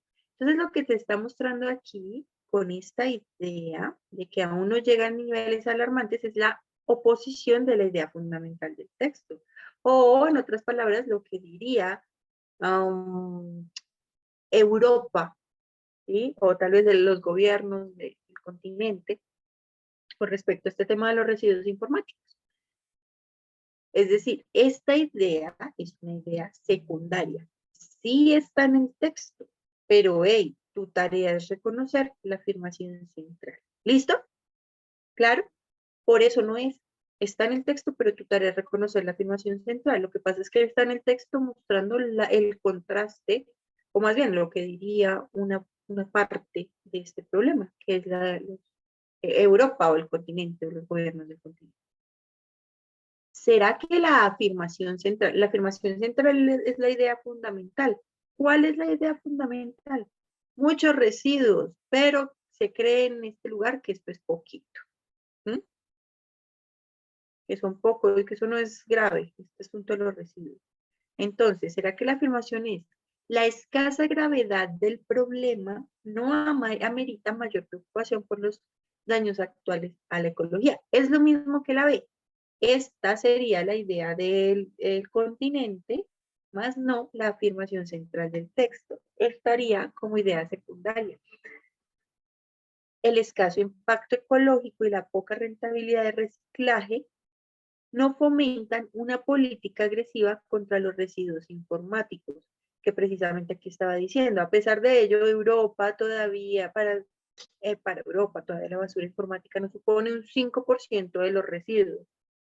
¿Sí? Como supuestamente esto es poco, entonces no es un problema. Además, su reciclado es complejo. Ahí están. Entonces, el escaso impacto ecológico, como dice ahí para Europa, y la poca rentabilidad del reciclaje no fomentan una política agresiva. Esta es la afirmación central del texto, la D. Muchas gracias para las personas que respondieron aquí. Muy bien. Vamos aquí con un textico bien interesante, con este cortito. ¿Listo?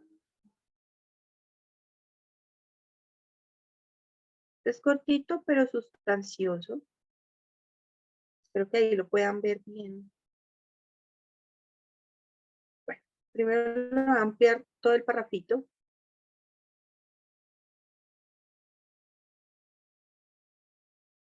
Y luego ya miramos las preguntas. Dice, 4 reconocidas actrices, Christy, Rachel, Sasha y Annette, cuyos colores de cabello son negro, rojo, castaño y rubio, no precisamente en ese orden respectivo, están ubicadas una detrás de la otra, de forma tal que cada una de ellas peina el cabello de la actriz que está delante y su cabello es peinado por la actriz que está a su espalda. Primera oración. Queda tan largota. Así dispuestas, Christy peina a la actriz de cabello castaño, mientras que Sasha cepilla el cabello de color negro. Sin embargo, la actriz que está siendo peinada por Christy cepilla a Sasha, mientras que Christy, que no tiene su cabello de color rojo, no está siendo peinada por Annette. Algo así, aquí vamos a hacer como un ejercicio similar a los de razonamiento cuantitativo, pero sin usar alguna operación matemática. Lo que vamos a hacer, en otras palabras, es extraer de estas dos oraciones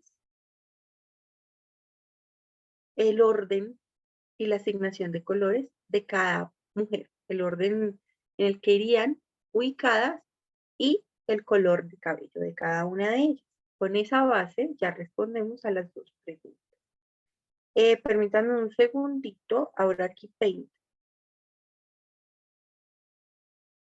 para poder graficar esta información.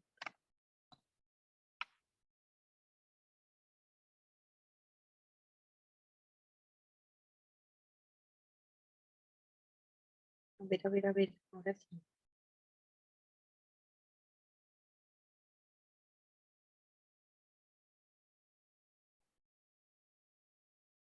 Bueno, entonces aquí nos está diciendo, vamos a reconocer cómo irían ubicadas. Fíjense pues. 4 reconocidas actrices. Christy, Rachel, Sasha y Annette. ¿Listo? Cuyos colores de cabello son negro, rojo, castaño y rubio. Están ubicadas, pónganle cuidado, ellas 4 están ubicadas una detrás de la otra de forma tal que cada una de ellas peina el cabello de la actriz que está adelante. Entonces, están ubicadas una detrás de la otra, de manera que una peina el cabello de la de adelante y la que está peinando también está siendo peinada. Entonces, ella peina y además la peinan. Y su cabello es peinado por la actriz que está a su espalda. Esta es la primera parte, la primera oración hasta aquí. Hasta ahí, sin asignación de colores, Christy, Rachel, Sachanet. ¿Cómo irían organizadas?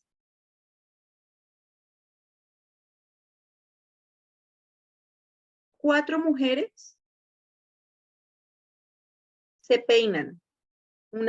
Se peinan y son peinadas. ¿Cómo irían organizadas para que se peinen y sean peinadas?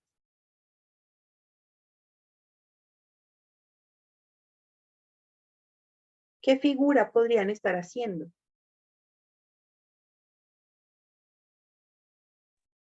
Círculo.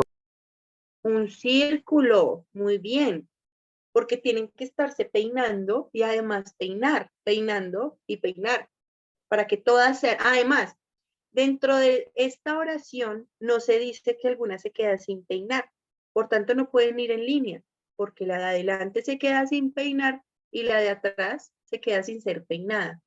Así que, como esa información falta, indicaría entonces que están en círculo y todas son peinadas y peinan. Listo. Así dispuestas, listo. Aquí ya nos fuimos a... Ay, ya. Espero que esto me grafique mejor. Así dispuestas. Christy peina la actriz de cabello castaño. Bueno, así dispuestas, vamos a disponerlas. Aquí hay una. Aquí hay otra mujer. Dijimos que iban en círculo, ¿verdad?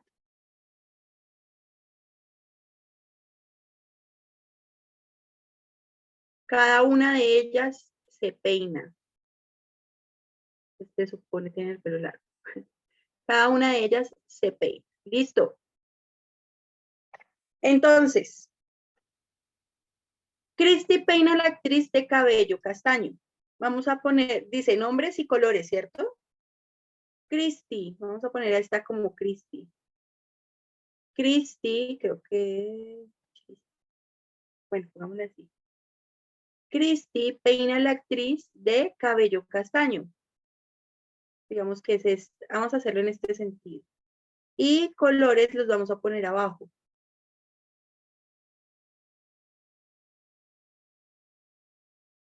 Siguiente parte. Listo. Así dispuestas. Christy peina a la actriz de cabello castaño. Lo estoy tachando porque ya pusimos esa información.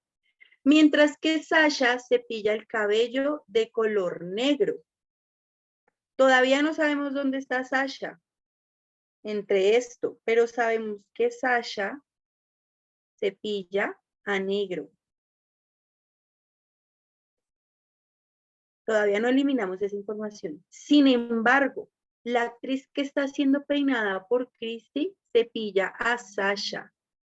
La actriz que está siendo peinada por Christy cepilla a Sasha. ¿Cuál es la actriz que está siendo peinada por Christy?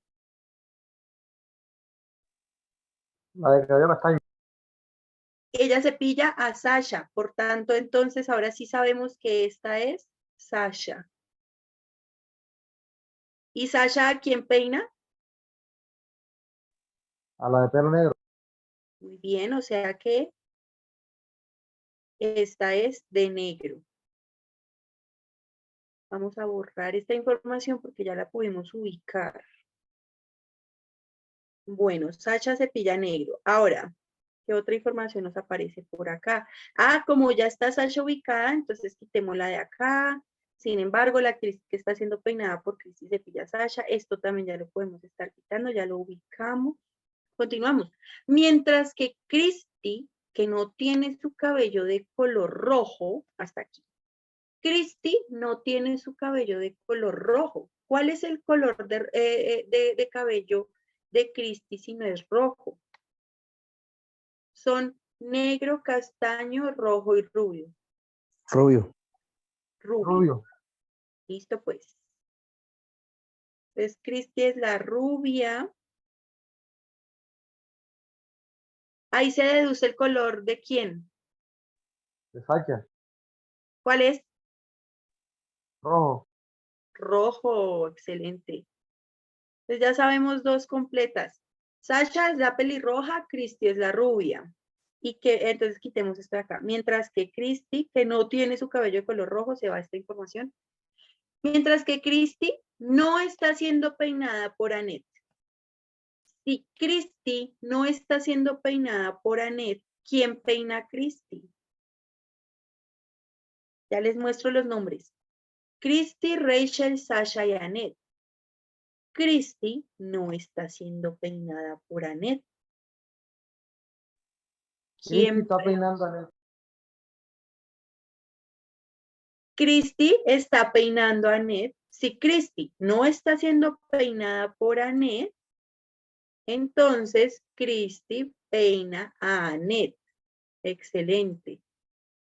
Cristi, Rachel, Sasha y Annette. Entonces, Rachel es la de cabello negro porque pues dice que Cristi no está siendo peinada por Annette. Entonces, ¿quién peina a Cristi? Sasha. Bueno, aquí tenemos Cristi rubia, Annette castaño, Sasha rojo, Rachel negro. Esto lo inferimos de la lectura. ¿Listo? ¿Ya tienen los colores claros? ¿Y las personas? Porque nos vamos a responder. Cristi rubia, Annette castaña, Sasha roja, Rachel negro. Lo inferimos de la información que nos dio el párrafo. De acuerdo con esto, a ver. Primera pregunta, ¿cuál es la respuesta? Una pregunta positiva. ¿Qué podemos concluir?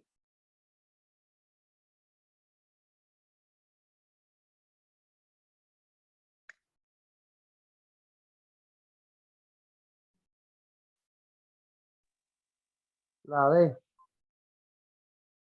Listo. ¿La D me dices?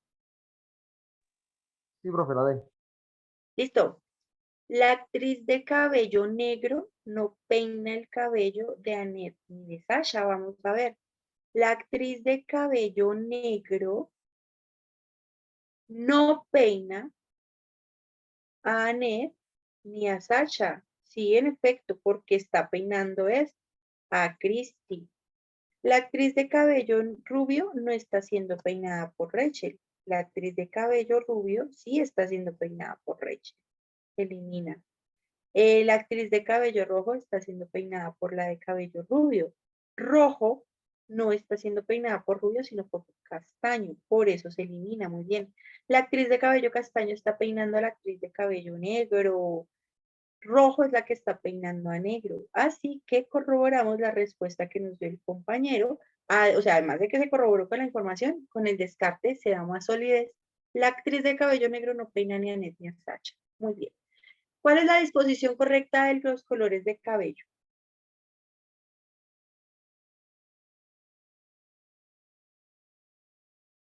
Positiva. Uy, qué horrible. ¿Cuál es la disposición correcta?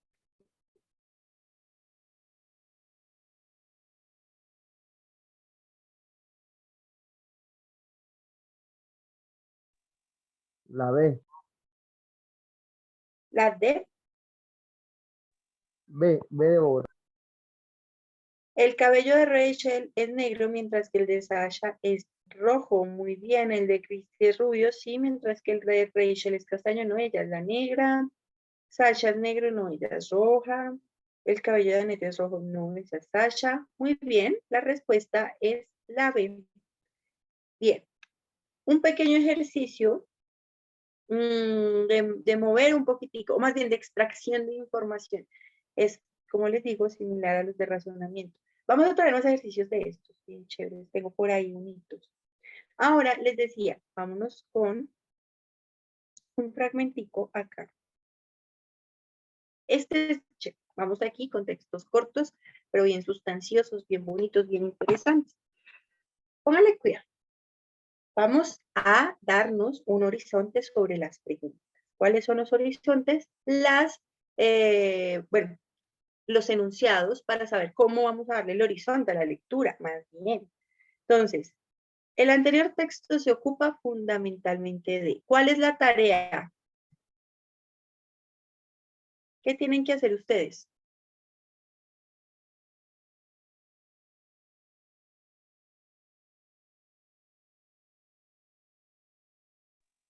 Inferir.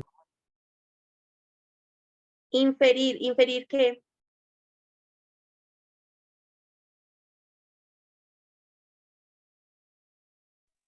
La función del texto. Listo, la función, ¿me dices? Lo fundamental. Aquí quiero resaltar que estas expresiones, estas pisticas, ¿no? Se ocupa fundamentalmente, principalmente. Indica que usted se va a basar en la intención central del texto. ¿Qué quiere hacer? ¿Sí? El tema, la generalidad, la globalidad. Entonces, vean, nos toca leerlo todo. De acuerdo con el texto, es correcto afirmar que Stonehenge es. No sabemos, pero hay un aspecto que se menciona en el texto. Vamos entonces a inferir sobre esto que se menciona ahí, Stonehenge. ¿Listo?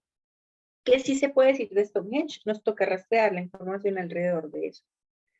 De acuerdo con el texto, el rasgo más relevante de Göbekli Tepe es, entonces, aparte de que nos están diciendo que sí se puede decir de Stonehenge, nos están diciendo que de otro aspecto que se trata ahí en el texto, diga usted cuál es el rasgo más relevante. Y cuando a usted le preguntan sobre un rasgo es por la cualidad más importante. Así que usted va a identificar, así como la cualidad de la profesora Xiomara físicamente, y que más se nota ser flaca. Entonces, vamos a ver cuál es la cualidad, bien sea, bueno, de lo que mencionan en el texto, el rasgo de este, mencionan acá que se llama Göbekli Tepe. Vea, ya tenemos que rastrear sobre Stonehenge, tenemos que rastrear sobre Göbekli Tepe y tenemos que buscar cuál es de qué se ocupa, cuál es la intención principal. Y siguiente tarea, tenemos que deducir qué se puede decir de las pirámides. ¿Listo? ¿Qué sí podemos decir de las pirámides? Entonces también son mencionadas, así como Göbekli Tepe, así como Stonehenge. A ver qué podemos extraer del texto.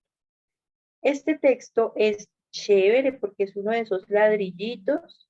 Decíamos que los ladrillos o estos parrafotes grandotes que a veces resulta complicado leerlos y que cuando estamos al momento de su lectura y pasamos de una oración a otra, nos quedamos atónitos de tanta información y nos resulta agotadora la lectura, pues decíamos que para ello vamos a leer por oraciones y a identificar el sentido, ¿cierto? A identificar el sentido y la función de cada partecita, o sea, de cada oración. Este texto se compone de 10 oraciones. Cada oración, pero como les vengo diciendo, tiene una intención y un sentido. Entonces vamos a rastrearlo para reconocer la intención principal acá en el texto. ¿Mm? Bueno, aquí ya se las marqué, las oraciones, vamos de parte a parte. Dice, cuando se habla de monumentos prehistóricos, una suerte de automatismo psíquico aprendido nos lleva a pensar en construcciones megalíticas como la de Stonehenge, con grandes monolitos toscamente tallados, escasamente rematados o con poco espacio para el detalle y la ornamentación. Sin embargo, recientes hallazgos arqueológicos un segundito, cambiemos el color del conector. Sin embargo, recientes hallazgos arqueológicos en Turquía han obligado a los expertos a cuestionarse de raíz algunas hipótesis que la antropología tenía asumidas casi como axiomas.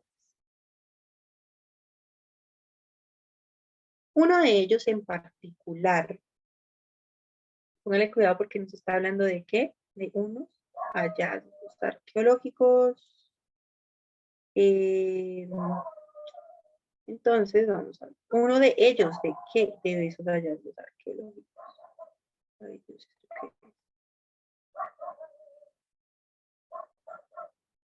Ay, ¿esto qué fue? Dios.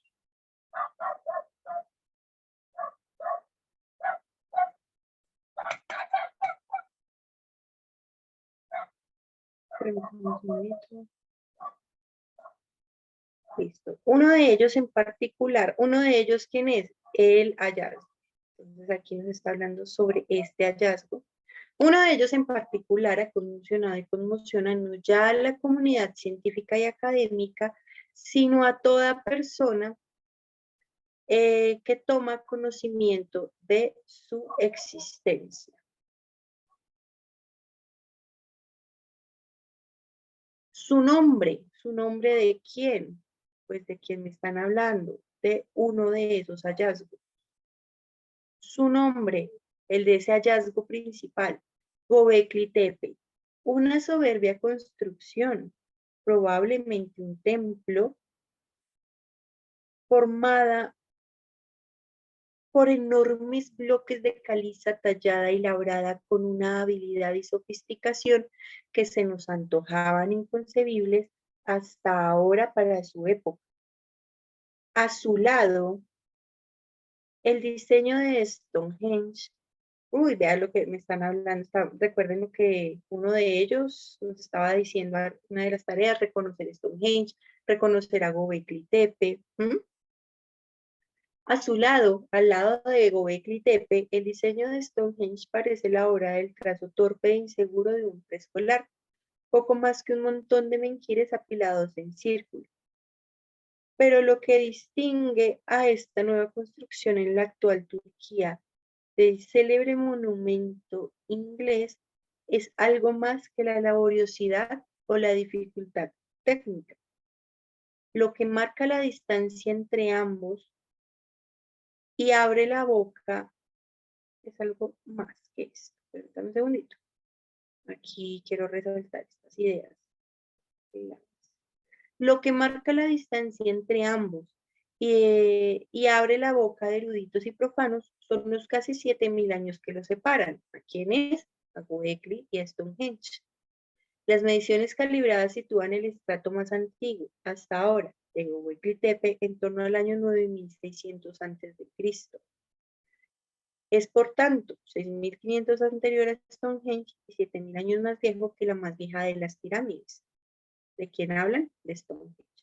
Se trata, con gran diferencia, del monumento megalítico más antiguo que la humanidad ha conocido, y su descubrimiento viene a cambiar de manera drástica la percepción que el Homo sapiens sapiens tiene de la arquitectura neolítica y de su propia evolución como especie. Bueno, yo aquí quiero resaltar, bueno, varias cosas. Fueron muchas oraciones. Aquí, oigan, ¿dónde están las lineecitas que yo había hecho? Las que separaban las oraciones, tan raras. Bueno, como les venía diciendo, aquí hay un tema central. A diferencia de las argumentaciones o las exposiciones que hemos visto y que notábamos que muchas veces se encuentran al inicio la idea central, en este caso no. Al inicio lo que se hace es presentar un contraste, una oposición de ideas, mostrar lo que se piensa sobre los monumentos prehistóricos para presentar que hay un hallazgo que rompe lo que se piensa por los monumentos prehistóricos, para abrir paso al tema central. En este caso el tema central es Göbekli Tepe, el sustantivo o el sujeto sobre el cual se predica principalmente en esta oración, en este párrafo. Sobre Göbekli Tepe es que se expone. De hecho, este párrafo es un párrafo objetivo que busca presentarnos, ya nos salimos aquí del texto argumentativo. Aquí lo que quiere es mostrar, exponer sobre el descubrimiento de Göbekli Tepe. Aquí hay un asunto muy interesante y es que nos transmite un conocimiento, pero por medio de estrategias muy subjetivas, como por ejemplo expresar o dar expresiones como es el trato torpe e inseguro, el trazo torpe e inseguro de un preescolar, menospreciando a Stonehenge, el cual es otra construcción megalítica muy sencilla a comparación de Göbekli Tepe sobre la cual se está exponiendo. Este tipo de estrategias denuncian que eso sería para el autor Stonehenge, o es lo que quiere resaltar de Stonehenge, para mostrar la gran cualidad de Göbekli Tepe. Entonces Stonehenge resulta ser acá una herramienta para exaltar la exposición. Por tanto, es un texto que busca exponer sobre un nuevo descubrimiento utilizando unas estrategias llamativas que son más bien subjetivas. Aquí se resalta la diferencia entre intención y estrategia, porque si bien la intención es presentar conocimiento, su estrategia, digamos que en su estrategia se ve más una participación por parte del autor, exposición y explicación. En ese sentido, dicha estructuración del texto, entonces, presenta en un inicio, que es lo que tengo aquí resaltado en azul, que cuando se habla de estos monumentos prehistóricos, la gente piensa que se habla de cosas muy sencillas, muy simples. No obstante, un hallazgo cambió eso. Cuando nos habla de esas ideas simples, habla de Stonehenge, y ahí ya nos muestra unas primeras pistas sobre lo que se habla de Stonehenge. Construcciones como Stonehenge, con grandes monolitos o grandes piedrotas, escasamente rematadas, o sea, piedras sobrepuestas haciendo un círculo. Eso es lo que está diciendo. Entonces, dice, sin embargo, hallazgos arqueológicos han obligado a cuestionarse eso que se piensa en la antropología. Uno de ellos, ¿cuál descubrimiento? Conmociona no solo a la comunidad científica y académica, sino, acuérdense del conector, el sino, lo que hace, recordemos, es dar énfasis, sino a todo el mundo, o sea, a todos nosotros nos va a conmocionar este descubrimiento, vea, se llama Göbekli Tepe, y aquí muestra las dos cualidades de Göbekli Tepe. Este texto busca exponer sobre las dos cualidades de Göbekli Tepe, y aquí esta oración cumple la función de resaltar lo más importante. Aquí de hecho muestra las dos cualidades. ¿Cuáles son? Que es muy elaborado y sofisticado, Göbekli Tepe, y además es inconcebible para su época. Esto lo menciona esa oración. Es decir, que esta oración, 1, 2, 3, creo que esta es la cuarta oración, la tercera oración, no, la cuarta oración, lo que hace es presentar las dos cualidades del sustantivo que se está trabajando acá. ¿Cuál es? Göbekli Tepe. ¿Cuáles son las cualidades? Que es sofisticado y que es antiguo. Se nos antojaban hasta ahora inconcebibles para su época. Es decir, era tan sofisticado para su época. ¿Mm? A su lado, al lado de Göbekli Tepe, Stonehenge, pues en otras palabras, es muy simple. Pero, fíjese, pero lo que distingue esta nueva construcción, entonces vea que aquí lo que hace en la siguiente oración es comparar con Stonehenge para resaltar la primera cualidad. ¿Cuál es? Que una es sofisticada, la otra es muy sencilla. Y luego viene un conector de oposición que lo que hace es mostrar la cualidad más importante. Dice, pero lo que distingue a Göbekli Tepe, a esta construcción en Turquía, es algo más que el célebre monumento inglés o Stonehenge que se encuentra allá en Inglaterra, es algo más. Es decir, lo que está en Turquía, que es Göbekli Tepe, es más elaborado, perdón, tiene una distinción más allá de su técnica. Y aquí la muestra. Esta es la cualidad más relevante de Göbekli Tepe y es lo que marca la distancia entre ambos y abre la boca de eruditos y profanos son los 7000 años que los separan a Göbekli Tepe y a Stonehenge. Y entonces aquí empieza a comparar con distintos monumentos como las pirámides y Stonehenge para mostrar que Göbekli Tepe es mucho más antiguo. Las mediciones calibradas sitúan el estrato más antiguo hasta ahora, Göbekli Tepe en torno al año 9600 a.C. Es decir, que lo que viene después del pero de este pero viene a resaltar la cualidad más importante de Göbekli Tepe. ¿Cuál es? Su antigüedad, porque tras de que es antiguo, es mucho más elaborado que otros monumentos. Es, por tanto, conector lógico. 6.500 años anterior a Stonehenge y 7.000 años más viejo que la más vieja de las pirámides. ¿Sí? Y aquí entonces comparando, es 6.500 años más viejo que Stonehenge, que Göbekli Tepe, este nuevo descubrimiento, y 7.000 años más viejo que la más vieja de las pirámides. Y conclusión, se trata con holgada o gran diferencia del monumento megalítico más antiguo que la humanidad ha conocido, Göbekli Tepe, el más antiguo. Y el descubrimiento y su descubrimiento de Göbekli Tepe viene a cambiar la percepción que el Homo sapiens sapiens, o nosotros los hombres, tenemos de la arquitectura neolítica. Entonces, encontrar a Göbekli Tepe cambió la percepción del hombre sobre la arquitectura y sobre la evolución de nosotros mismos como especie. Porque pues, es muy antiguo y es mucho más elaborado, entonces ahí como que falla un poco la lógica de esa una supuesta evolución o avance, entonces nos pone a cuestionar. Dice entonces que el descubrimiento de Göbekli Tepe lo que muestra es cómo se cambia esa percepción. Bueno. Sí, Richard, yo les voy a enviar este documento y bueno, lo que habíamos hablado, ahorita me pongo a organizar, ¿listo? Y se los envío mañana. Listo, porque sí, ya nos quedan apenas unos minutitos. Entonces, hasta aquí, en este texto, lo que se busca hacer es exponer sobre Göbekli Tepe y sus cualidades, que es elaborado, es técnico, pero principalmente es antiguo. Y esta es la forma en que lo hace. Utiliza comparaciones con otros monumentos, compara datos, presenta fechas, presenta percepciones personales sobre las otras construcciones para dar énfasis. O sea, esto es para dar énfasis a la importancia del descubrimiento.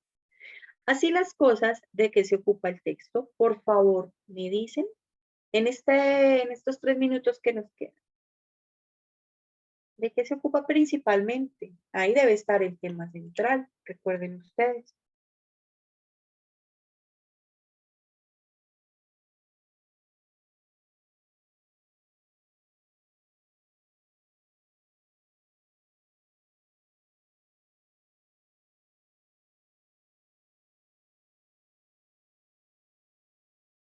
A ver, ¿de qué se ocupa principalmente? Si mi tarea es buscar lo fundamental, debe estar el tema central. Y la intención, vean que empieza con verbo. ¿Cuál será el tema, la intención fundamental? Dijimos, este texto es objetivo, busca exponer un conocimiento. ¿Y cuál es el conocimiento? Entonces busca mostrar información con respecto a qué. ¿A qué tema?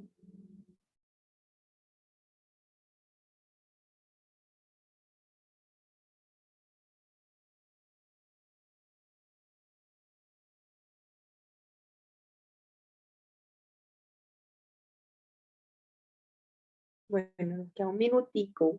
A responder este último y les mando entonces las otras 3 preguntitas. ¿Listo? Bien. El texto anterior se ocupa fundamentalmente de exponer los aspectos más importantes de 2 templos prehistóricos y aunque se hable de Stonehenge, de Göbekli Tepe, de las pirámides, estos son sustantivos, pero hay un sustantivo más relevante, más importante aquí es Göbekli Tepe. Stonehenge y el resto sirven de herramientas para la exposición sobre Göbekli Tepe, así que no nos expone sobre 2 templos prehistóricos, esto se va. ¿Será que se ocupa fundamentalmente sobre comparar la datación de distintas construcciones de la antigüedad? Aunque vemos eso es algo que se hace, sí, pero esa es su estrategia. ¿Para qué? Pues para exponer sobre Göbekli Tepe. Entonces, fíjese que aunque esto se hace, no es lo fundamental. Listo, gracias. Lo que está en la B es estrategia, pero su merced tiene que reconocer la intención. La B Es decir, y aquí es donde vemos que nos toca coger y empezar a discriminar un montón. La B es algo que sí está en el texto, pero es parte de la estrategia, o sea, es una idea secundaria. Compara la datación de distintas construcciones de la antigüedad. Sí, pero no es lo fundamental. ¿Será que se ocupa entonces fundamentalmente de argumentar la importancia de los monumentos y el arte neolítico es muy amplio y no busca sustentar la importancia de eso, ¿no? Solo busca exponernos sobre el descubrimiento de Göbekli Tepe. Esa es la intención del texto. O sobre el descubrimiento, y miren, las cualidades. Fíjense que las cualidades de Göbekli Tepe son básicamente más de la mitad del texto. Se hace toda esta introducción en la primera parte para en la segunda hablar sobre Göbekli Tepe, su descubrimiento y sus cualidades, principalmente las cualidades del descubrimiento y la consecuencia. Así que lo que quiere hacer es describir las características, que es antiguo y que es técnico, más relevantes de un hallazgo arqueológico, el tema central, Göbekli Tepe. La respuesta de esta vendría a ser la opción. Bueno, compañeros, muchísimas gracias por haber entrado de nuevo. Vamos a dejar hasta acá, me voy a poner a organizarles su tareita para mañana y bueno, ojalá la podamos realizar. ¿Listo? Muchísimas gracias. Nos vemos. Gracias. A ustedes que estén muy bien.